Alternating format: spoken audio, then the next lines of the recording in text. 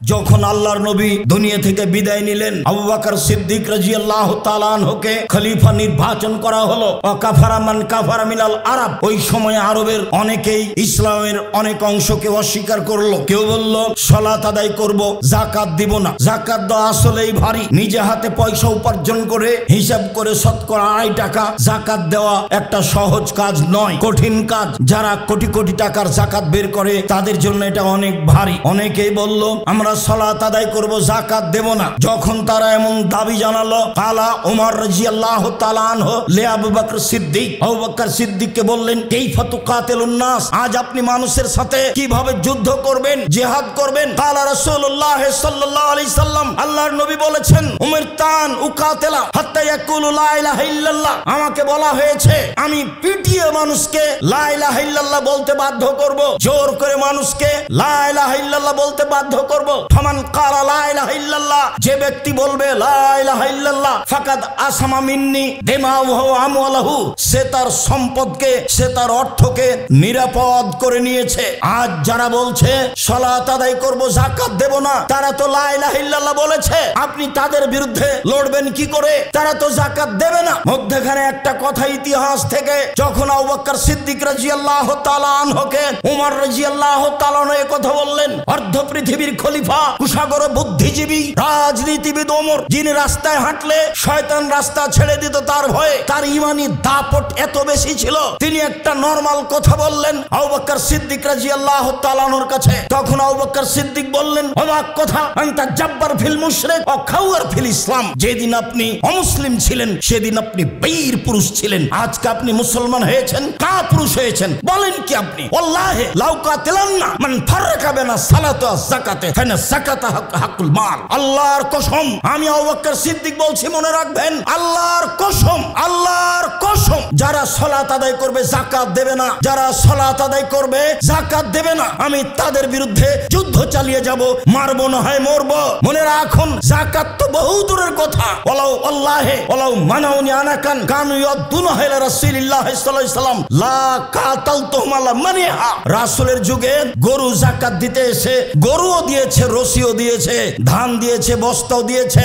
আমি আবু বকর সিদ্দিক এখন খলিফা, আমার যুগে যদি গরু দেয়, রশি না দেয়, ধান দেয়, বস্তা না দেয়, গরু তো বহু দূরের কথা, ধান তো বহু দূরের কথা, রশি এবং বস্তার জন্য যুদ্ধ চালিয়ে যাব, মারবো না হয় মরবো, পিটিয়ে রশি আদায় করব। রাসূলের যুগে যাকাতের যা নিয়ম ছিল তাই থাকবে। আমি আবু বকর সিদ্দিক জাতির সামনে ঘোষণা দিলাম। এই কথা আবু বকর সিদ্দিক রাদিয়াল্লাহু তাআলা বললেন ওমর রাদিয়াল্লাহু তাআলার সামনে। অর্ধ পৃথিবীর খলিফা, কুশাগর বুদ্ধিজীবী, রাজনীতিবিদ ওমর, যাকে শয়তান ভয় করত, রাস্তা থেকে সরে যেত, তিনি যখন এই কথা বললেন, আবু বকর সিদ্দিক তার সামনে এই কথা বললেন। হাদিস বুখারী মুসলিম।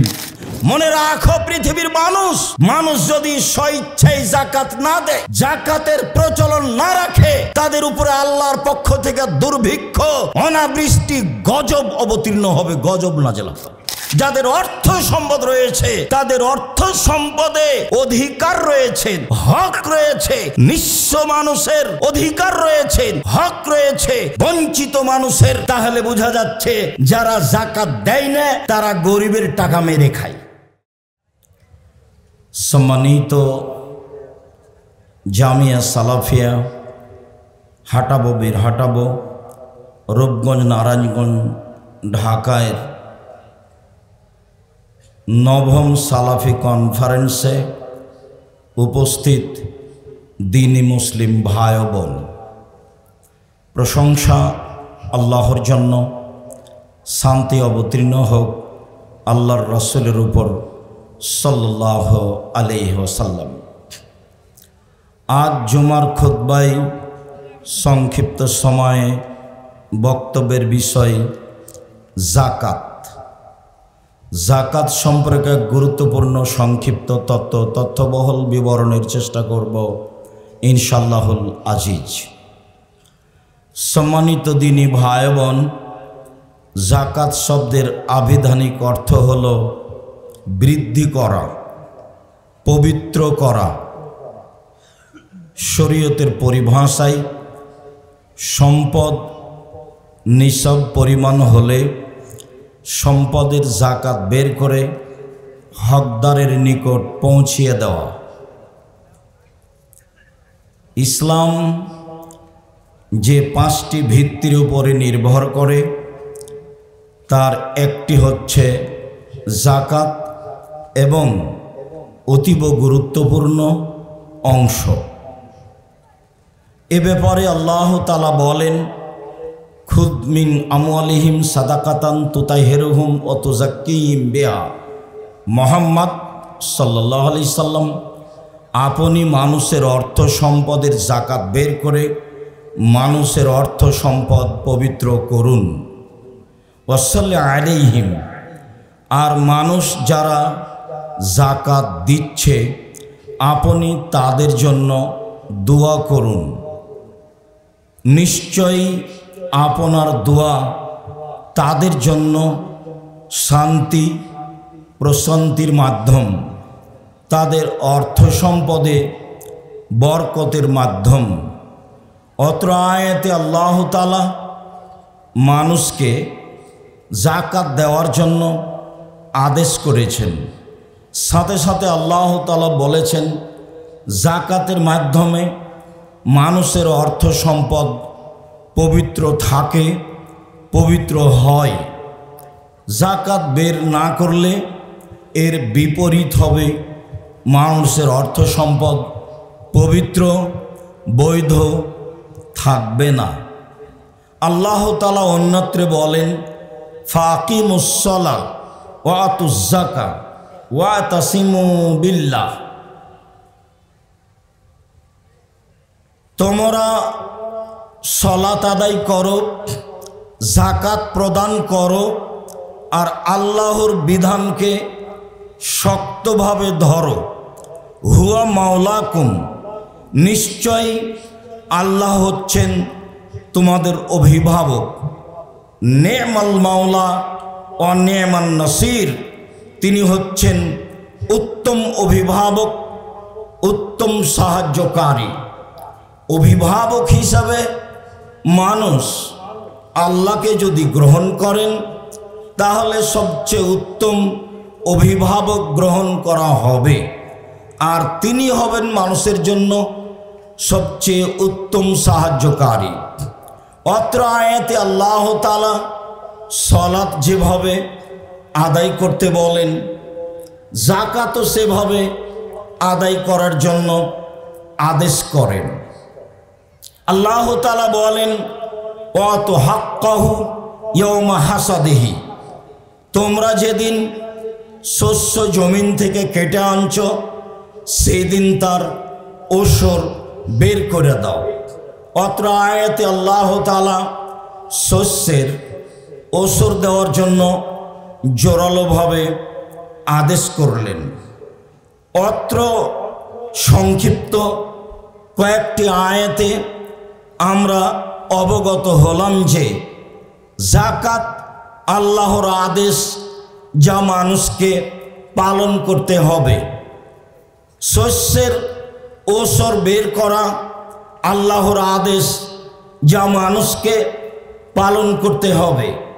এ ব্যাপারে আব্দুল্লাহ ইবনে ওমর রাদিয়াল্লাহু তাআলা আনহু বলেন, রাসূল সাল্লাল্লাহু আলাইহি ওয়াসাল্লাম বলেছেন, বুনিয়াল ইসলাম আলা খামস, পৃথিবীর মানুষ শুনে রেখো, ইসলামের ভিত্তি হচ্ছে পাঁচটি। ইসলাম যার উপরে নির্ভর করে, যার উপরে অবস্থান করে, তা হচ্ছে মোট পাঁচটি। তার প্রথমটি হচ্ছে শাহাদাতে আল্লাহ ইলাহা ইল্লাল্লাহ, এ বলে সাক্ষ্য দেওয়া যে আল্লাহ ছাড়া কোনো মাবুদ নেই, এ বলে সাক্ষ্য দেওয়া যে মুহাম্মদ আল্লাহর রাসূল। ভারত, বাংলাদেশ, পাকিস্তানের লোক আমি সাক্ষ্য দিচ্ছি আল্লাহ ছাড়া কোনো মাবুদ নেই, এ কথার অর্থ বুঝে না। বুঝলে তারা শিরক এবং আল্লাহকে মেনে নেওয়া দুটা একসাথে করতে পারত না।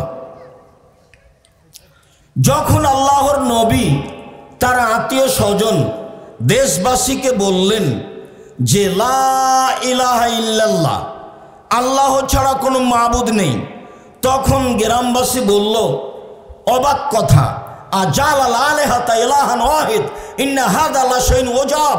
আরে এতগুলি মাবুদকে একজন করে দিল, এটা তো বিরাট আশ্চর্য। আমি সাক্ষ্য দিচ্ছি আল্লাহ ছাড়া কোনো মাবুদ নেই। এ কথার অর্থ হচ্ছে শিরক করা যাবে না। সত্যিই তারা বুঝেছিল লা ইলাহা ইল্লাল্লাহ মানে কি। আমাদের কাছে এমনটা কিছু আসে যায় না। আমরা শিরকও করি, আবার সাক্ষ্য দিই। আমরা সাক্ষ্য দিই যে মুহাম্মদ আল্লাহ রাসূল, এর সারমর্ম আমরা জানি না। মুহাম্মদ আল্লাহ রাসূল মানে লা তুবাদু ইল্লা বিমা শারা, ইবাদতই চলবে না, শুধু ওইটুকু ইবাদত করবে মানুষ যা মুহাম্মদ সাল্লাল্লাহু আলাইহি সাল্লামের পক্ষ থেকে নির্ধারিত রয়েছে। আমরা তো সাক্ষ্য দিই মুহাম্মদ আল্লাহ রাসূল, কিন্তু নির্দ্বিধায় বিদাত করি যা রাসূল করেননি।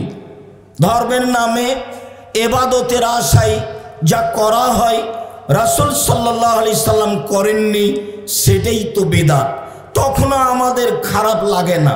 তার মানে আমরা সাক্ষ্য দিচ্ছি এই বলে যে আল্লাহ ছাড়া কোনো মাবুদ নাই, এর অর্থ বুঝি না। আমরা সাক্ষ্য দিচ্ছি এই বলে যে মুহাম্মদ আল্লাহ রাসূল, এর অর্থ আমরা বুঝি না। 2, ওয়া ইকামিস সালাত, সালাত আদায় করতে হবে। এইটা হলো ইসলামের দ্বিতীয় ভিত্তি। সময়ের গতিতে বলেছি সালাত এমন একটি ইবাদত যার উপরে নির্ভর করে অন্যান্য ইবাদত। যদি সালাত বিচারের মাঠে টিকে, বাকি ইবাদত টিকবে। যদি বিচারের মাঠে সালাত না টিকে, তাহলে বাকি ইবাদত টিকবে না। 3, ওয়া ইতাইজ যাকাত, যাকাত দিতে হবে। এইটা আল্লাহর আদেশ, এইটা রাসূলের আদেশ। আর ইসলামের এটা তৃতীয় ভিত্তি যার উপরে ইসলাম নির্ভর করে, যাকাত দিতে হবে। আর সওমে রমাজান, রমাজান মাসের সিয়াম পালন করতে হবে। আর অর্থ সম্পদ থাকলে হজ করতে হবে। অত্র হাদিসে রাসূল সাল্লাল্লাহু আলাইহি সাল্লাম ইসলামের 5টি ভিত্তি ধারাবাহিকভাবে উল্লেখ করেছেন, এভাবে যা আমরা বুঝলাম। হাদিস বুখারী মুসলিম। আব্দুল্লাহ ইবনে আব্বাস রাদিয়াল্লাহু তাআলা আনহু বলেন, বাসা রাসূলুল্লাহ সাল্লাল্লাহু আলাইহি সাল্লাম মুআযান আল ইয়ামান, আল্লাহর নবী যেদিন মুআয রাদিয়াল্লাহু তাআলা আনহুকে ইয়ামান দেশে পাঠালেন, তখন পাঠানোর সময় আল্লাহর নবী বললেন, মুআয ইন্নাকা তাতি আহলা কিতাবিন, তুমি ইহুদি খ্রিস্টানদের নিকটে যাচ্ছ। ফাদুহুম, তুমি তাদের প্রথমে দাওয়াত দাও। তারা এ বলে সাক্ষ্য দিবে যে আল্লাহ ছাড়া কোনো মাবুদ নেই। তারা এ বলে সাক্ষ্য দিবে যে মুহাম্মদ আল্লাহর রাসূল। এটাই দাওয়াতের পদ্ধতি। শিরক মুক্ত জীবন হতে হবে, বিদআত মুক্ত জীবন হতে হবে। এটাই হলো দাওয়াতের প্রথম কাজ, প্রথম পদ্ধতি। মানুষের জীবন হতে হবে শিরক মুক্ত, মানুষের জীবন হতে হবে বিদআত মুক্ত। মুআয ইবনে জাবাল, তুমি যখন এমন দেশে যাবা, তখন তোমার প্রথম কাজ মানুষের কাছে দাওয়াত দিবা। মানুষ এই বলে সাক্ষ্য দিবে যে আমি সাক্ষ্য দিচ্ছি আল্লাহ ছাড়া কোনো মাবুদ নেই। মানুষ এই বলে সাক্ষ্য দিবে যে মুহাম্মদ আল্লাহর রাসূল, আমি এটা মেনে নিলাম। ফাইনহুম আতাউ লিযালিক, তারা যদি তোমার এই প্রথম কথা মেনে নেয়, ফালেমহুম, তাহলে তুমি তাদের জানিয়ে দাও, তুমি তাদের বলে দাও, ইন্নাল্লাহা কাদ ফারাজা আলাইহিম খামসা সালাওয়াতিন ফিল ইয়াউমি ওয়াল লাইল, 24 ঘন্টায় আল্লাহ তাআলা 5 ওয়াক্ত সালাত ফরজ করেছেন। এটা দাওয়াতের দ্বিতীয় পদ্ধতি। মানুষের কর্মজীবনে দ্বিতীয় জরুরি কাজ হচ্ছে সালাত। প্রথমে সাক্ষ্য দিতে হবে, তারপরে দ্বিতীয় কাজ সালাত আদায় করতে হবে। মুআয ইবনে জাবাল, যখন তুমি দেখবে তোমার প্রথম দাওয়াত মেনে নিয়েছে, তখন তুমি মানুষকে বলবে 24 ঘন্টায় রাত দিনে 5 ওয়াক্ত সালাত আদায় করতে হবে। ফাইনহুম আতাউ লিযালিক, তারা যদি তোমার এই কথা মেনে নেয়, তাহলে বলে দাও, ইন্নাল্লাহা কাদ ফারাজা আলাইহিম সাদাকা তুখাযু মিন আগনিহিম ওয়া তুরাদ্দু আলা ফুকারাইহিম, তোমাদের প্রতি যাকাত ফরজ করা হয়েছে। ধনীদের নিকট থেকে যাকাত আদায় করা হবে, দরিদ্রদের মাঝে বন্টন করে দেওয়া হবে, নেওয়া হবে এক জায়গা থেকে, দেওয়া হবে আরেক জায়গায়। এই আদেশ তুমি করে দিবা জনগণের মাঝে। মুআয ইবনে জাবাল আর একটি কথা মনে রেখো, মানুষের ভালো সম্পদ যাকাত হিসেবে নেওয়ার চেষ্টা করিও না। আর একটি কথা মনে রেখো মুআয ইবনে জাবাল, ওয়াইয়াকা দাওয়াতুল মাজলুম, মাজলুমের বদদুয়া থেকে বেঁচে থাকিও। কাজ করতে গিয়ে, দাওয়াত দিতে গিয়ে, যাকাত আদায় করতে গিয়ে নিজেকে জালেম প্রমাণ করো না। মনে রেখো, ইন্নাহু লাইসা বাইনাহু ওয়া বাইনাল হিজাব, যদি মাজলুম ব্যক্তি বদদুয়া করে তাহলে দোয়া কবুল হয়ে যাবে। অন্য হাদিসে এসেছে ওয়ালাউ কানা কাফেরান, যদি মাজলুম ব্যক্তি কাফের হয় তবুও তার দোয়া কবুল হয়ে যাবে। অন্য হাদিসে এসেছে ওয়ালাউ কানা জালেমান, মাজলুম ব্যক্তি ওয়ালাউ কানা কাফেরান ওয়ালাউ কানা ফাসেদান, যদি সে জালেম হয়, যদি সে কাফের হয়, অমুসলিম হয়, তবুও তার দোয়া বদদুয়া কবুল হয়ে যাবে। অতএব বদদুয়া থেকে সাবধান থেকো। রাসূল সাল্লাল্লাহু আলাইহি সাল্লাম মুআয ইবনে জাবালকে শেষে দুইটি সতর্কবাণী পেশ করলেন। সম্মানিত দিনী ভাই বোন, অত্র আয়াত এবং হাদিসে বুঝছিলাম যাকাত ফরজ, যা আমাদের আদায় করতেই হবে। এবার চলেন বুঝি যাকাত দিলে কি ফলাফল পাওয়া যাবে। যাকাতের একটা ভালো ফলাফল রয়েছে, যাকে আমরা ফজিলত বলতে পারি। মহান আল্লাহ বলেন, ইন্নাল্লাযীনা আমানু ওয়া আমিলুস সালিহাত ওয়া আকামুস সালাতা ওয়া আতাউয যাকাত, নিশ্চয় যারা ঈমান এনেছে, সৎ আমল করেছে, সালাত আদায় করেছে, যাকাত প্রদান করেছে, লাহুম আজরুন ইনদা রাব্বিহিম, তাদের জন্য প্রতিদান রয়েছে তাদের প্রতিপালকের নিকটে। ওয়ালা খাউফুন আলাইহিম ওয়ালা হুম ইয়াহজানুন, তাদের কোনো আশঙ্কা থাকবে না বিচারের মাঠে। কি হতে পারে, কি হবে, এরকম কোনো আশঙ্কা থাকবে না। বিচারের মাঠে তাদের কোনো চিন্তা থাকবে না। পৃথিবীর মানুষ শুনে রেখো, যারা সালাত আদায় করে, যারা যাকাত প্রদান করে, তাদের জন্য আল্লাহর নিকটে প্রতিদান রয়েছে, যা তিনি বিচারের মাঠে দিবেন। তাতে থাকবে না কোনো আশঙ্কা, থাকবে না তাদের কোনো ভয় ভীতি, থাকবে না তাদের কোনো দুশ্চিন্তা। অত্র আয়াতে যাকাতের একটা গুরুত্বপূর্ণ ফলাফল পাওয়া যায়। আল্লাহ তাআলা অন্যত্রে বলেন, ওয়াল্লাযীনা হুম লিয-যাকাতি ফাইলুন, পৃথিবীতে যারা যাকাত আদায় করে তাদের জন্য আল্লাহ তাআলা বলেন, আল্লাযীনা ইয়ারিসুনাল ফিরদাউসা ওয়া হুম ফিহা খালিদুন, যারা যাকাত আদায় করে তারা জান্নাতুল ফেরদাউস পাবে। মাত্র আয়াতে আরো অন্য আমলের কথা রয়েছে, সাথে সাথে এটাও রয়েছে যে যারা যাকাত আদায় করে, যারা যাকাত আদায় করে তাদের জন্য জান্নাতুল ফেরদাউস রয়েছে, সেখানে তারা চিরদিন থাকবে। অত্র আয়াতে যাকাতের একটা ফলাফল পাওয়া যায়, নেকি, ফজিলত। আল্লাহ তাআলা অন্য জায়গাতে বলেন, ওয়াল মুকিমিনাস সালাহ ওয়াল মুতুনাজ যাকাত ওয়াল ইউমিনুনা ওয়াল মুমিনুনা বিল্লাহি ওয়াল ইয়াউমিল আখির, যারা সালাত আদায় করে, যারা যাকাত প্রদান করে, যারা আল্লাহকে বিশ্বাস করে, যারা পরকালকে বিশ্বাস করে, উলায়েকা, তারা এমন মানুষ, নুতিহিম আজরান আযীমা, আমি তাদের প্রতিদান দিব, আমি তাদের প্রতিদান দিব, অবশ্যই আমি তাদের প্রতিদান দিব, তারা যে সব প্রতিদানের হকদার।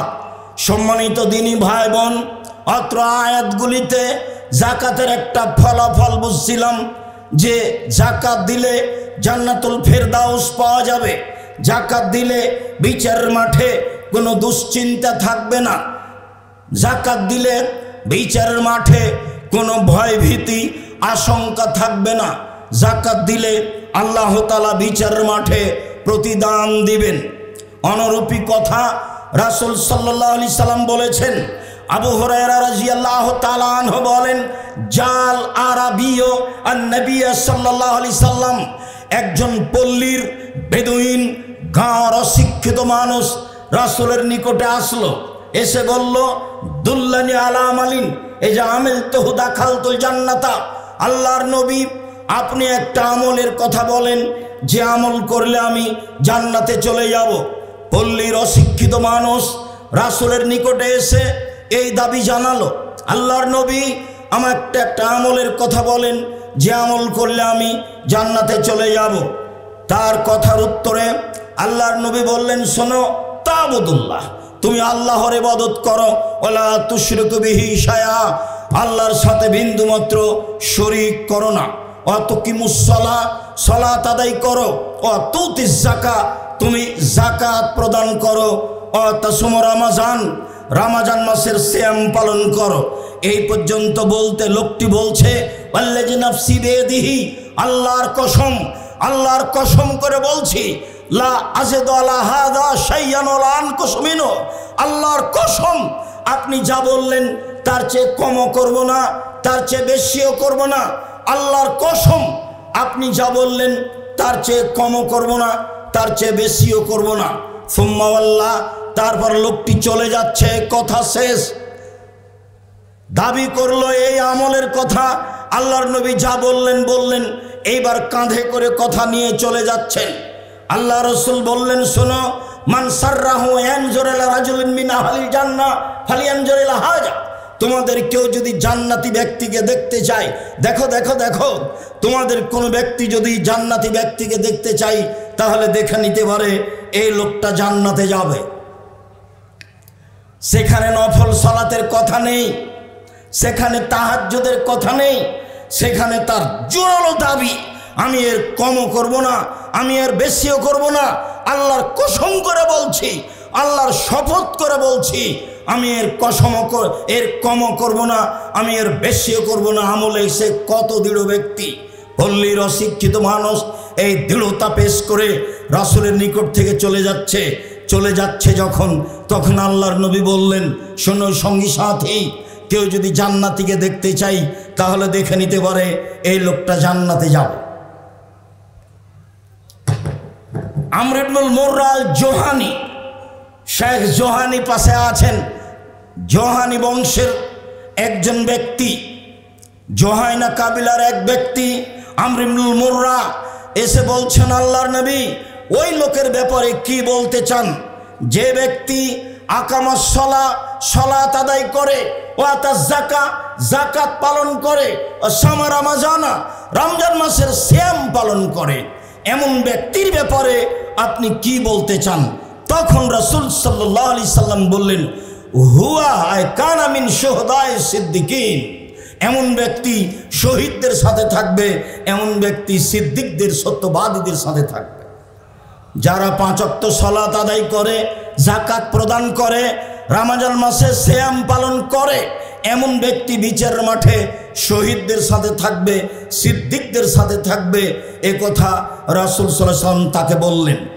জাবের রাদিয়াল্লাহু তাআলা আনহু বলেন, একজন লোক এসে আল্লাহ রাসূলের দরবারে বলল, আল্লাহর নবী, আরাইতা ইন আদ্দার রাজুলু যাকাতা মালিহি, মানুষ যদি তার যাকাতের, তার সম্পদের যাকাত দিয়ে দেয় তাহলে সে লোকটা কেমন, তার অর্থ সম্পদ কেমন থাকবে? তখন আল্লাহর নবী বললেন, শোনো, ইন আদ্দার রাজুলু যাকাতা মালিহি আযহাবাল্লাহু আনহু শাররাহু, তাহলে যে অর্থ সম্পদের মধ্যে যে ক্ষতি রয়েছে, বিপদ রয়েছে, আল্লাহ সেইগুলিকে দূর করে দিবেন। যারা ব্যবসা বাণিজ্য করে তারা যদি হিসাব নিকাশ করে সুন্দর করে যাকাত দেয় তাহলে তাদের ব্যবসা মায়ের খাবে না, তাদের অর্থ সম্পদ নিয়ে জাহাজ পানিতে ডুবে যাবে না, তাদের একবারে ক্ষতিগ্রস্ত হয়ে যাওয়ার মতো কোনো বিপদ চাপবে না। মনে রাখবেন সম্মানিত দিনী ভাই বোন, যারা আমার সামনে আছেন, অনলাইনের মাধ্যমে পৃথিবীর বিভিন্ন প্রান্ত থেকে অবগত হচ্ছেন, সবাইকে বলতে চাচ্ছি, শুনে রাখুন, ব্যবসা বাণিজ্যে, অর্থ সম্পদে নির্ধারিত হিসাবে যাকাত প্রদান করলে আপনার অর্থ সম্পদে কোনো প্রকার ক্ষতি আসবে না, ব্যবসা মায়ের খাবে না, কোথাও আপনি ব্যবসা বাণিজ্য নিয়ে ক্ষতিগ্রস্ত হবেন না। এ কথা মুহাম্মদ সাল্লাল্লাহু আলাইহি সাল্লাম বলেন।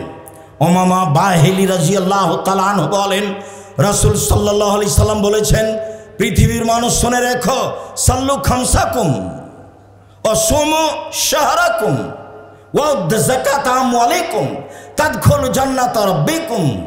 পৃথিবীর মানুষ, তোমরা 5 ওয়াক্ত সালাত আদায় করো, যাকাত প্রদান করো, রমজান মাসে সিয়াম পালন করো। পৃথিবীর মানুষ, তোমরা 5 ওয়াক্ত সালাত আদায় করো, যাকাত প্রদান করো, রমজান মাসে সিয়াম পালন করো, নিরাপদে জান্নাতে চলে যেতে পারবা। সম্মানিত দিনী ভাই বোন, আমরা অবগত হচ্ছিলাম যাকাতের ফলাফল। আল্লাহ তুমি আমাদের বুঝে আমল করার তৌফিক দান করো। আল্লাহুম্মা সাল্লি আলাইহি আল্লাহুম্মা বারিক আলাইহি।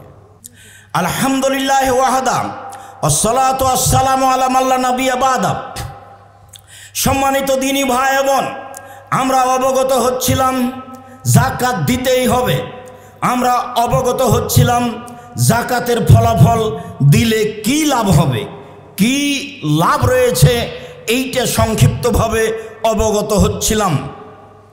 আমরা এখন বুঝি, যদি যাকাত আমরা স্বেচ্ছায় না দিই তাহলে কি হতে পারে। স্বেচ্ছায় যদি না দিই তাহলে সরকারি নিয়ম থাকলে সরকারের পক্ষ থেকে লোক এসে পিটিয়ে হাতে রশি দিয়ে খুঁটিতে বেঁধে হিসাব নিকেশ করে যাকাত নিয়ে যেতে পারে, সেটা জায়েজ। অবাক কথা, আমি যাকাত না দিলে সরকারি ইসলামী আইন থাকলে সরকারি লোক এসে আমার হাতে রশি দিয়ে পিটিয়ে হিসাব নিকাশ করে যাকাত নিয়ে চলে যেতে পারে। প্রমাণ আব্দুর রাজ্জাক সাহেব, কথা তো অনেক ভারী মনে হলো, দলিল পেশ করেন। জি, আবু হুরায়রা রাদিয়াল্লাহু তাআলা আনহু বলেন, রাসূল সাল্লাল্লাহু আলাইহি সাল্লাম বলেছেন, লাম্মা তুফিয়া রাসূলুল্লাহ সাল্লাল্লাহু আলাইহি সাল্লাম ওয়া উস্তুখলিফা আবু বকরিন বাদাহু। যখন আল্লাহর নবী দুনিয়া থেকে বিদায় নিলেন, আবু বকর সিদ্দিক রাদিয়াল্লাহু তাআলা আনহুকে খলিফা নির্বাচন করা হলো। ওয়াকাফারা মান কাফারা মিনাল আরব। ওই সময় আরবের অনেকেই ইসলামের অনেক অংশকে অস্বীকার করলো। কেউ বলল সালাত আদায় করব, যাকাত দিব না। যাকাত দেওয়া আসলেই ভারী। নিজে হাতে পয়সা উপার্জন করে হিসাব করে শতকরা 2.5 টাকা যাকাত দেওয়া একটা সহজ কাজ নয়, কঠিন কাজ। যারা কোটি কোটি টাকার যাকাত বের করে তাদের জন্য এটা অনেক ভারী। অনেকেই বলল আমরা সালাত আদায় করব, যাকাত দেব না। যখন তারা এমন দাবি জানালো, কালা ওমর রাদিয়াল্লাহু তাআলা আনহু লে আবু বকর সিদ্দিক। আবু বকর সিদ্দিককে বললেন, কাইফা তুকাতিলুন নাস, আজ আপনি মানুষের সাথে কিভাবে যুদ্ধ করবেন, জিহাদ করবেন। কালা রাসূলুল্লাহ সাল্লাল্লাহু আলাইহি সাল্লাম, আল্লাহর নবী বলেছেন, উমিরতান উকাতিলা হাত্তা ইয়াকুলু লা ইলাহা ইল্লাল্লাহ। আমাকে বলা হয়েছে আমি পিটিয়ে মানুষকে লা ইলাহা ইল্লাল্লাহ বলতে বাধ্য করব, জোর করে মানুষকে লা ইলাহা ইল্লাল্লাহ বলতে বাধ্য করব। ফামান ক্বালা লা ইলাহা ইল্লাল্লাহ, যে ব্যক্তি বলবে লা ইলাহা ইল্লাল্লাহ, ফাকাদ আসামা মিন্নি দিমাউহু ওয়া আমওয়ালুহু, সে তার সম্পদকে, সে তার অর্থকে নিরাপদ করে নিয়েছে। আজ যারা বলছে সালাত আদায় করব, যাকাত দেব না, তারা তো লা ইলাহা ইল্লাল্লাহ বলেছে। আপনি তাদের বিরুদ্ধে লড়বেন কি করে? তারা তো যাকাত দেবে না। মধ্যখানে একটা কথা ইতিহাস থেকে, যখন আবু বকর সিদ্দিক রাদিয়াল্লাহু তাআলা আনহুকে উমর রাদিয়াল্লাহু তাআলা আনহু কথা বললেন, অর্ধ পৃথিবীর খলিফা, কুশাগর বুদ্ধিজীবী, রাজনীতিবিদ ওমর, যিনি রাস্তায় হাঁটলে শয়তান রাস্তা ছেড়ে দিত তার ভয়ে, তার ইমানি দাপট এত বেশি ছিল, তিনি একটা নরমাল কথা বললেন আবু বকর সিদ্দিক রাদিয়াল্লাহু তাআলা আনহুর কাছে। তখন আবু বকর সিদ্দিক বললেন, অবাক কথা, আনতা জাব্বার ফিল মুশরিক ও খাওয়ার ফিল ইসলাম। যেদিন আপনি অমুসলিম ছিলেন সেদিন আপনি বীর পুরুষ ছিলেন, আজকে আপনি মুসলমান হয়েছেন, কাপুরুষ হয়েছেন। বলেন কি আপনি? ওয়াল্লাহি লাউ কাতিলান্না মান ফাররাকা বাইনা সালাতি ওয়াজ যাকাতে ফাইনা যাকাতা হাকুল মাল। আল্লাহর কসম, আমি আবু বকর সিদ্দিক বলছি, মনে রাখবেন, আল্লাহর কসম, আল্লাহর কসম, যারা সালাত আদায় করবে জাকাত দেবে না, যারা সালাত আদায় করবে জাকাত দেবে না, আমি তাদের বিরুদ্ধে যুদ্ধ চালিয়ে যাব, মারবো না হয় মরব। মনে রাখুন, জাকাত তো বহু দূরের কথা। ওলাউ আল্লাহে ওলাউ মানাউনি আনাকান কানু ইয়াদুনা ইলা রাসূলিল্লাহ সাল্লাল্লাহু আলাইহি সাল্লাম লা কাতালতুহুম আলা মানিহা। রাসূলের যুগে গরু জাকাত দিতে এসে গরু দিয়েছে, রশি দেয়নি। রাসূলের যুগে ধান ওসর দিতে এসে ধান দিয়েছে, বস্তাও দিয়েছে। রাসূলের যুগে গরুও দিয়েছে, রশিও দিয়েছে, ধান দিয়েছে, বস্তাও দিয়েছে। আমি আবু বকর সিদ্দিক এখন খলিফা, আমার যুগে যদি গরু দেয়, রশি না দেয়, ধান দেয়, বস্তা না দেয়, গরু তো বহু দূরের কথা, ধান তো বহু দূরের কথা, রশি এবং বস্তার জন্য যুদ্ধ চালিয়ে যাব, মারবো না হয় মরবো, পিটিয়ে রশি আদায় করব। রাসূলের যুগে জাকাতের যা নিয়ম ছিল তাই থাকবে। আমি আবু বকর সিদ্দিক জাতির সামনে ঘোষণা দিলাম। এই কথা আবু বকর সিদ্দিক রাদিয়াল্লাহু তাআলা বললেন ওমর রাদিয়াল্লাহু তাআলার সামনে। অর্ধ পৃথিবীর খলিফা, কুশাগর বুদ্ধিজীবী, রাজনীতিবিদ ওমর, যাকে শয়তান ভয় করত, রাস্তা থেকে সরে যেত, তিনি যখন এই কথা বললেন, আবু বকর সিদ্দিক তার সামনে এই কথা বললেন। হাদিস বুখারী মুসলিম। বিচার করেন তো দেখি ইমানি জোশ কার কত বেশি। এবার আপনি ফয়সালা করেন পিটিয়ে জাকাত নেওয়া হবে কিনা। কোনো পথ নেই, তাকে জাকাত দিতেই হবে। সম্মানিত দিনী ভাই বোন, বুঝলাম স্বেচ্ছায় জাকাত দিতে হবে, বুঝলাম স্বেচ্ছায় জাকাত দিলাম না, পিটিয়ে জাকাত নেওয়া হবে। স্বেচ্ছায়ও দিলাম না, পিটিয়ে নেওয়া হলো না, তাহলে কি হবে? আবু হুরায়রা রাদিয়াল্লাহু তাআলা আনহু বলেন, রাসূল সাল্লাল্লাহু আলাইহি সাল্লাম বলেছেন, মা মানা কওমুনা যাকাতা ইল্লা ইবতালাহুমুল্লাহু তাআলা বিসসিনিন। মনে রাখো পৃথিবীর মানুষ যদি স্বেচ্ছায় জাকাত না দেয়, জাকাতের প্রচলন না রাখে, তাদের উপরে আল্লাহর পক্ষ থেকে দুর্ভিক্ষ, অনাবৃষ্টি, গজব অবতীর্ণ হবে, গজব নাযিল হবে। সময়ে সময়ে আমাদের উপরে বিপদ আসছে, ভূমিকম্প আসছে, সমস্যা নেমে আসছে, অনাবৃষ্টি আসছে। এই কারণেই যে মানুষ তার অর্থ সম্পদের জাকাত বের করে না। আবু হুরায়রা রাদিয়াল্লাহু তাআলা আনহু বলেন, রাসূল সাল্লাল্লাহু আলাইহি সাল্লাম বলেছেন, মা মানা কওমুনা যাকাতা ইল্লা হাবাসা আনহুমুল কাতারা। কেউ যদি জাকাত না দেয়, তাদের উপরে বৃষ্টি বন্ধ হয়ে যাবে, মানে দুর্ভিক্ষ নেমে আসবে, মানে সমস্যা নেমে আসবে। সর্ব ধরনের সমস্যা জাতির সামনে আসবে যখন মানুষ ওসর জাকাত দেবে না। ওয়াইয়াকুল মাসিয়াতা ফাইনাবিল মাসিয়াতা হাল্লা সাকাতুল্লাহ। আল্লাহর নবী বলেন, পৃথিবীর মানুষ শুনে রেখো, তোমরা অন্যায় করা থেকে বেঁচে থাকো, পাপ করা থেকে বেঁচে থাকো। পাপ করলে আল্লাহর পক্ষ থেকে অসন্তুষ্টি নেমে আসবে। আর জাকাত না দেওয়া হক নষ্ট পাপ। বাপ মারা গেছেন, 2 ছেলে রেখে গেছেন, জমি 2 ছেলের মাঝে ভাগ হবে, হক নষ্ট হবে না। একজন যদি নেই, একজন যদি না নেয়, না দেয়, তাহলে হক নষ্ট হবে। জাকাত না দিলে হক নষ্ট হবে, এ কথাই ঠিক। ওয়াল্লাযীনা ফি আমওয়ালিহিম হাক্কুম মালুম লিসাইল ওয়াল মাহরুম।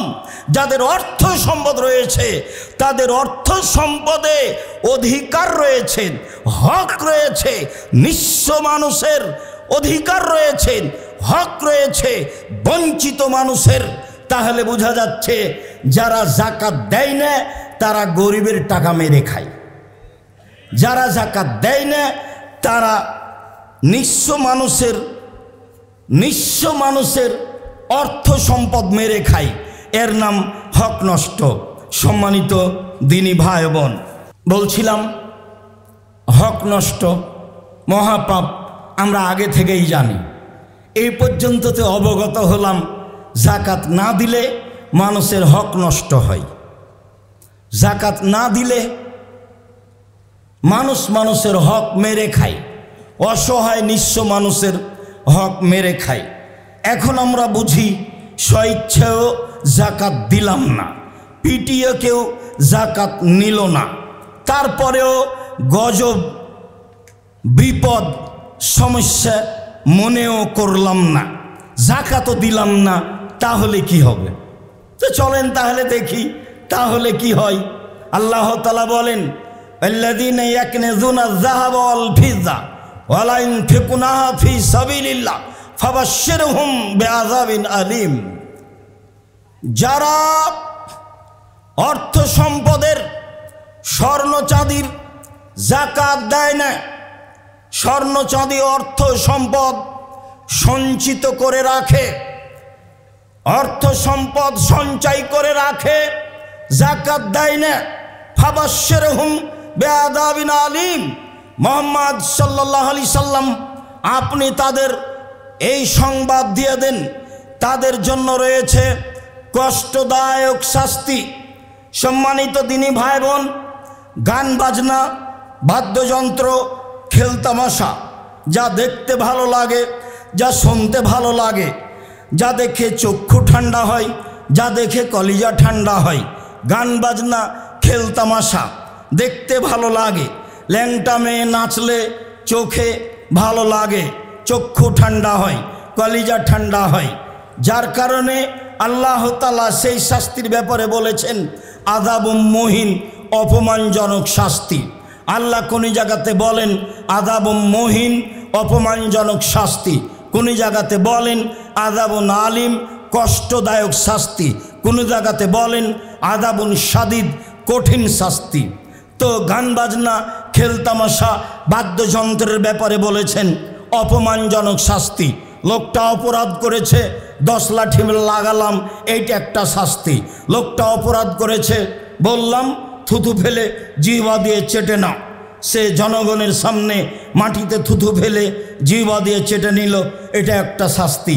তাহলে আগেরটা ছিল কষ্টদায়ক কঠিন, আর এটা হলো অপমানজনক। অপমানজনক শাস্তির কথা কোরআন মাজিদে উল্লেখ রয়েছে, যা খেলতামাশা বাদ্যযন্ত্রের ব্যাপারে রয়েছে, যা সময়ে বলেছি। সম্মানিত দিনী ভাই বোন, একটু ওখানে বলে আবার ফিরে আসিন। রাসূল সাল্লাল্লাহু আলাইহি সাল্লাম বলেন, লা ইয়াকুনান্না ফি হাযিহিল উম্মাহ খাসফুন ওয়া মাসখুন ওয়া কাসফুন। পৃথিবীর মানুষ শুনে রেখো, আমার উম্মতের উপরে হবে ভূমিকম্প। আমার উম্মত সকালে থাকবে মানুষ, সন্ধ্যায় হবে সোর শুকুর বানর। আমার উম্মতের উপরে বিপদ নেমে আসবে। পৃথিবীর মানুষ শুনে রেখো, আমার উম্মতের উপরে 3টি বিপদ নেমে আসবে, 3টি পাপের কারণে। আমার উম্মতের উপরে 3টি বিপদ নেমে আসবে, 3টি পাপের কারণে। 1, খাসফুন, ভূমিকম্প হবে। 2, মাখসুন, পরিবর্তন হবে, মাসখুন, পরিবর্তন হবে। সকালে সন্ধ্যায় থাকবে মানুষ, আর সকালে হবে শুকুর বানর। 3, বিপদ নেমে আসবে, সমস্যা নেমে আসবে। তখন আল্লাহর নবী পাপের কথা বলেছেন, এই যা শারিবুল খমরা, যখন তারা নেশাদার দ্রব্য পান করবে তখন এমনটা হবে। 2, জাহরাতিল কায়নাত, মেয়েরা যখন নাচবে। সব মোবাইলে মেয়ে নাচে, সব বাড়িতে মেয়ে নাচে, আবার আপনার সব দোকানে মেয়ে নাচে। জাহরাতিল কায়নাত, মেয়েরা যখন নাচবে।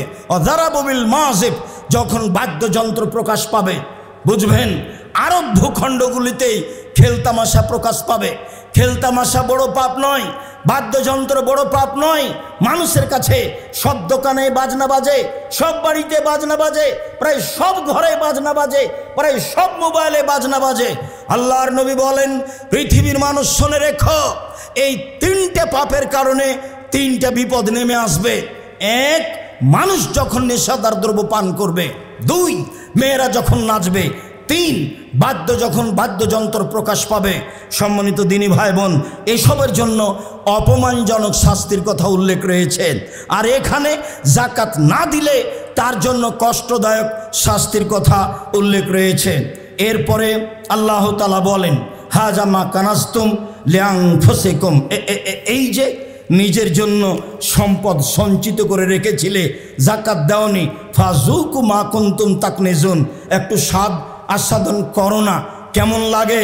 স্বাদ আস্বাদন করো, সঞ্চিত সম্পদের স্বাদ একটু ভালো করে দেখো। ইয়াউমা ইহমা আলাইহা ফি নারে জাহান্নামা ফাতুকুয়া বিহা জিবাহুম ওয়া জুনুবুহুম ওয়া জুহুরুহুম হাযা মা কানাজতুম লিআনফুসিকুম। সেদিন তার এই অর্থ সম্পদ স্বর্ণ চাঁদিকে জাহান্নামের আগুনে গরম করে উত্তপ্ত করে তার কপালে, তার পিঠে, তার পার্শ্বদেশে দাগ দেওয়া হবে, ছেঁক দেওয়া হবে, আর বলা হবে এই নে দেখো না সঞ্চিত সম্পদের স্বাদ কেমন লাগে, একটু বুঝো না একটু কেমন লাগে সঞ্চিত সম্পদের স্বাদ। সঞ্চিত সম্পদ কাকে বলে? যেই সম্পদের জাকাত বের করা হয় না সেটাই হচ্ছে সঞ্চিত সম্পদ। এছাড়া বৈধ সম্পদ। সম্মানিত দিনী ভাই বোন, আল্লাহ তাআলা অত্র আয়াতে জাকাত না দিলে ফলাফলের কথা এইভাবে বলেছেন। আবু হুরায়রা রাদিয়াল্লাহু তাআলা আনহু বলেন, রাসূল সাল্লাল্লাহু আলাইহি সাল্লাম বলেছেন, মানাতাহুল্লাহু মালান ফালাম ইউদ্দি যাকাতাহু মুসলালাহু মালু ইয়াউমাল কিয়ামা সোজা আকরা ইতাওয়াকুহু আল্লাহু যাবিবাতান ওয়া ইয়াহজমু লাহজাতান ইয়ানে সিদকায়ে ওয়া ইয়াকুলুনা মালকানা কানজুক। যাকে আল্লাহ তাআলা অর্থ সম্পদ দিয়েছেন সে যদি তার অর্থ সম্পদের জাকাত বের না করে তাহলে বিচার মাঠে এই অর্থ সম্পদকে বিষাক্ত সাপে পরিণত করা হবে। অর্থ সম্পদকেই বিষাক্ত সাপের আকৃতি দেওয়া হবে। আপনার টাকাটাই একটা বিষাক্ত সাপ হয়ে যাবে, আপনার অর্থ সম্পদই বিষাক্ত সাপ হয়ে যাবে। এত বিষ বেশি থাকবে, আকরা টাক হবে মাথা, মাথায় তার লোম বা এরকম কিছু থাকবে না, দেখে মনে হবে মাথা চকচক করছে, টাক পড়ার মতো এ অবস্থায় থাকবে। এই সাপকে তার গলায় জড়িয়ে দেওয়া হবে। এই সাপ তার গলায় জড়ানো অবস্থায় তার মুখের দুই দিকে ছবল মারবে। এই সাপের মুখও হবে দুইটি, তার মুখের দুই দিকে ছবল মারবে আর বলবে আনা মানজক আনা কানজক ও আনা মালক, আমি হচ্ছে তোমার সঞ্চিত সম্পদ, আমি হচ্ছে তোমার সঞ্চিত সম্পদ। যেই সম্পদের জাকাত দেওয়া হয়নি, ওসর দেওয়া হয়নি, সেই সম্পদই আমি। সম্মানিত দিনী ভাই বোন, বিষয়টি আমরা ভালোভাবে বুঝতে পারছি। আবু যার গেফারি রাদিয়াল্লাহু তাআলা আনহু বলেন, রাসূল সাল্লাল্লাহু আলাইহি সাল্লাম বলেছেন, মা মিন রাজুলিন ইয়াকুনু লাহু ইয়াবলুন আও বাকারুন আও গানাম লা ইউদ্দি হাক্কাহা। কারো উট রয়েছে, কারো গরু রয়েছে, কারো ছাগল রয়েছে, সে যদি তার জাকাত না দেয় তাহলে উতিয়া বিহা ইয়াউমাল কিয়ামা আদামু মা তাকুনু ওয়াসনামাহু। বিচার মাঠে এই উট দুনিয়াতে যা ছিল তার চেয়ে বিশাল আকৃতিতে আসবে। এই গরু গাভী দুনিয়াতে যা ছিল তার চেয়ে বেশি বিশাল আকৃতিতে আসবে। এই ছাগল তার চেয়ে বেশি বিশাল আকৃতিতে আসবে। তাতাহুবে আকফাফিহা ও তানতাহুবে করুনিহা। এইগুলি তার শিং দিয়ে মানুষকে গুতাতে থাকবে। এই পশুগুলি তার পায়ের খুর দিয়ে মানুষকে ডলতে থাকবে, থেতলাতে থাকবে। আল্লাহ রাসূল বলছেন, কুল্লামা জাদাত ওখরাহা রুদ্দাত আলাইহি উলাহা। যখন আগের গরু ছাগলগুলি তাকে পা দিয়ে ডলে চলে যাবে, পরে যারা যাচ্ছে আগের গুলিকে আবার নিয়ে আসা হবে, আবার তাদেরকে ডলতেই থাকবে। হাত্তা ইউজা বাইনান নাস, যতদিন পর্যন্ত মানুষের মাঝে বিচার শেষ না হচ্ছে। এইখানে একটা কথা, পূর্বের কথাটা টেনে নিয়ে আসি। জালেমদের বিচার পরে হবে, আল্লাহ তাআলা বলেছেন জালেমদের বিচার পরে হবে। রাসূল সাল্লাল্লাহু আলাইহি ওয়াসাল্লাম বলেছেন যারা জাকাত দেয় না, ওসর বের করে না, তারা জালেম, তাদের বিচার পরে হবে। এই যে চলতে থাকবে তার শাস্তি, তার অর্থ সম্পদকে লাঠি তৈরি করে জাহান্নামে গরম করে তার কপালে, তার পার্শ্বদেশে, তার পিঠে ছেঁক দেওয়া হবে, দাগ দেওয়া হবে। তার অর্থ সম্পদকে বিষাক্ত সাপ তৈরি করে তার গলায় জড়িয়ে দেওয়া হবে, তার মুখের দুই দিকে ছোবল মারতে থাকবেন। তার এই উট ছাগল গরু পশু প্রাণীকে আবার এর চেয়ে মোটা তাজা করে বিচারের মাঠে নিয়ে আসা হবে। সেগুলি শিং দিয়ে গুতাতে থাকবে এবং পা দিয়ে ডলতে থাকবে যতদিন পর্যন্ত বিচার না হচ্ছে। একদিন যদি দেরি হয় 50,000 বছর, 3 দিন যদি দেরি হয় 1.5 লক্ষ বছর। আপনার বিচার কতদিন পরে হবে আল্লাহ ভালো জানেন। সম্মানিত দিনী ভাই বোন, খুব সতর্ক সাবধান থাকবেন জাকাতের ব্যাপারে। রাসূল সাল্লাল্লাহু আলাইহি সাল্লাম বলেন, এখনো কানজু আহাদিকুম ইয়ামাল কিয়ামা সোজা আকরা, তোমাদের সঞ্চিত সম্পদ বিচারের মাঠে বিষাক্ত সাপ হবে। এফিরু সাহেবু ওহ ইয়াতলুবুহু, যে জাকাতের মালিক সেই সাপ দেখে দৌড়াতে থাকবে, সাপ তার পিছে ধাওয়া করতে থাকবে, মালিক আগে আগে দৌড়াবে, তার সম্পদ সাপের আকৃতিতে তাকে পিছে থেকে ধাওয়া করে ধরার জন্য যাবে। মনে রাখবেন, মানুষের শেষ কথা কি জানেন? শেষটাও হাত দিয়ে নিজেকে বাঁচাতে চায়। গাড়ি বাস যদি আপনার গায়ে আঘাত লাগে তাহলে আপনি তাৎক্ষণিক হাতখান বাড়িয়ে দিবেন নিজেকে বাঁচার জন্য, অথচ তা সম্ভব নয়। বিচারের মাঠে মানুষকে পিছন দিকে হাত বেঁধে জাহান্নামে নিয়ে যাওয়া হবে। খুজুহু ফাগুল্লুহু সুমাল জাহিমা সাল্লুহু, এদের ধরো, এদের শিকলবন্দি করো, এদের হাত বেঁধে জাহান্নামে নিয়ে যাও। কেন? ওই সময়তে হাত দিয়ে জাহান্নাম থেকে নিজেকে বাঁচানোর চেষ্টা করবে। মানুষের নিজের শক্তিতে হাতকে অস্ত্র হিসেবে ব্যবহার করার চেষ্টা করবে। দৌড়াতে দৌড়াতে যখন শেষ, তখন নিজের হাত দিয়ে সাপকে ঠেকানোর চেষ্টা করবে, তখনই তার হাত দুটি সাপের মুখে ঢুকে যাবে। এই কথা রাসূল সাল্লাল্লাহু আলাইহি সাল্লাম বলেন। সম্মানিত দিনী ভাই বোন, আমি আপনাদেরকে জরুরিভাবে অনুরোধ জানাচ্ছি যে অবশ্যই জাকাতের ব্যাপারে সোচ্চার থাকবেন, হিসাব নিকাশ করে জাকাত দিয়ে দিবেন। 25টি উট হলে একটি গরু জাকাত দিতে হয়, 30টি গরু হলে একটি গরু জাকাত দিতে হয়, 40টি ছাগল হলে একটি ছাগল জাকাত দিতে হয়,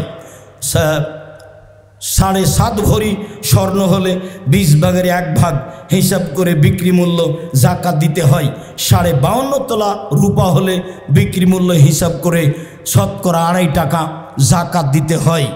আর 18 মণ 30 কেজি শস্য হলে 20 ভাগের 1 ভাগ শস্য ওসর দিতে হয়। 18 মণ 30 কেজি শস্য হলে 20 ভাগের 1 ভাগ শস্য ওসর দিতে হয়। উল্লেখ্য যে ব্যাংকের টাকা, নিজের সঞ্চিত টাকা, ডিপিএস খোলা টাকা, কর্জ দেওয়ার টাকা পাওয়া যাবে। সব টাকা জমা করে স্বর্ণের হিসাবে 7.5 ভরি স্বর্ণ সমমূল্য টাকা হলে শতকরা 2.5 টাকা জাকাত দিতে হবে, বা রূপার হিসাবে 52.5 তোলা রূপার সমমূল্য টাকা হলে শতকরা 2.5 টাকা জাকাত দিতে হবে। স্বর্ণ হিসাবে 75 থেকে 1 লাখ টাকা 1 বছর থাকলে শতকরা 2.5 টাকা জাকাত দিতে হবে। স্বর্ণ হিসাবে 3.5 লাখ টাকা জমা থাকলে, সারা বছর থাকলে শতকরা 2.5 টাকা জাকাত দিতে হবে। মর্মে সকল দিনী ভাই বোনকে জাকাত বের করার জন্য আন্তরিকভাবে অনুরোধ জানাচ্ছি। আরও অনুরোধ জানাচ্ছি যে অবশ্যই জুমার সালাতের পরে স্ব স্থানে বসে থাকবেন। আপনাদের প্রাণের প্রতিষ্ঠান জামিয়া সালাফিয়া, আপনাদের অন্তরের প্রতিষ্ঠান জামিয়া সালাফিয়া, যে জামিয়া সালাফিয়া কোনো বিত্তশালী দিয়ে চলে না, যে জামিয়া সালাফিয়া কোনো বৈদেশিক সহযোগী দিয়ে চলে না, যে জামিয়া সালাফিয়া কোনো সরকারি অনুদান দিয়ে চলে না। আপনারাই নিজেরাই যার যতটুকু সম্ভব সহজ হয় দান করে থাকেন আল্লাহকে সন্তুষ্ট করার জন্য। সালামের পরে ছেলেরা আপনাদের কাছে যাবে, মন ভরে যার যতটুকু সহজ সম্ভব তারা দান করবেন। অবশ্যই কেউ খালি হাতে ফিরবেন না।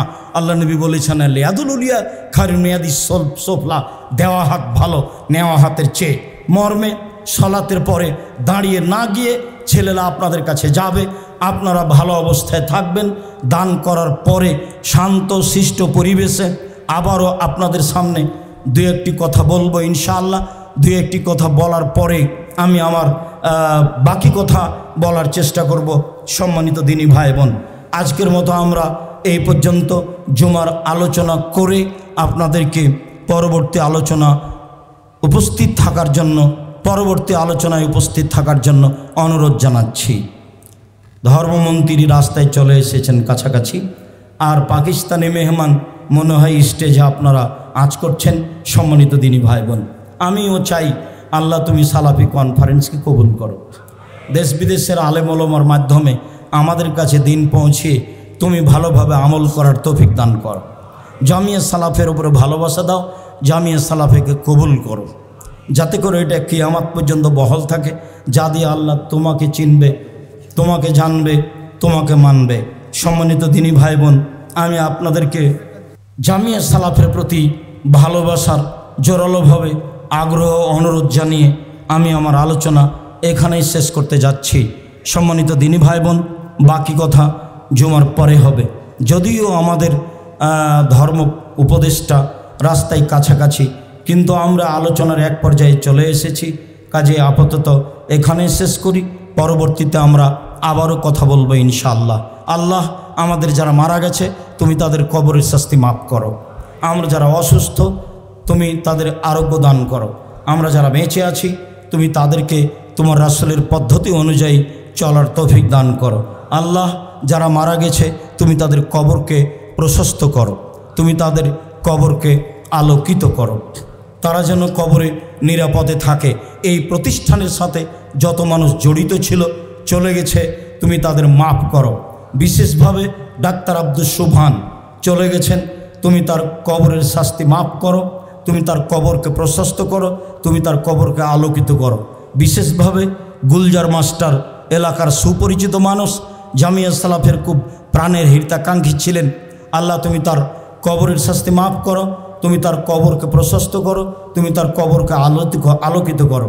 বিশেষভাবে আব্দুল অদুদ, আব্দুল মওদুদ, ওদু আর মধু তারা দুই ভাই, তারাই এই মসজিদের জন্য, যে মসজিদ পাশে দেখছেন বিশাল আকৃতিতে মসজিদ তৈরি হতে যাচ্ছে, এই মসজিদে তারাই প্রথমে জমি বিক্রি করেছে। আমি দানের কথা বলি না, বিক্রি না করলে তো আপনি করতে পারতেন না, এটাকে আমি অনেক বড় মনে করি, যার কারণে বলি তারা চলে গেছে। আল্লাহ তুমি তাদের কবরের শাস্তি মাফ করো, তুমি তার কবরকে প্রশস্ত করো, তুমি তাদের কবরকে আলোকিত করো। সাথে সাথে এতটা অঞ্চলের লোকজন, হাটাবো বীর হাটাবের লোকজন, যারা যেভাবে এই প্রতিষ্ঠানে সময় দিয়েছে, শ্রম দিয়েছে, কবরে চলে গেছে, তুমি তাদের কবরের শাস্তি মাফ করো, তুমি তাদেরকে তাদের কবর আলোকিত করো, তুমি তাদের কবর প্রশস্ত করো। যার সাথে আমরা আছি, যারা আছি, তুমি তাদের পথঘাট সহজ করে দাও। আল্লাহ তোমার দরবারে এই জোরালো দাবি দাওয়া দোয়া রেখে আজকের জুমার খুতবা এখানেই শেষ করলাম। আল্লাহুম্মা সাল্লি আলাইহি, আল্লাহুম্মা বারিক আলাইহি। আসসালামু আলাইকুম।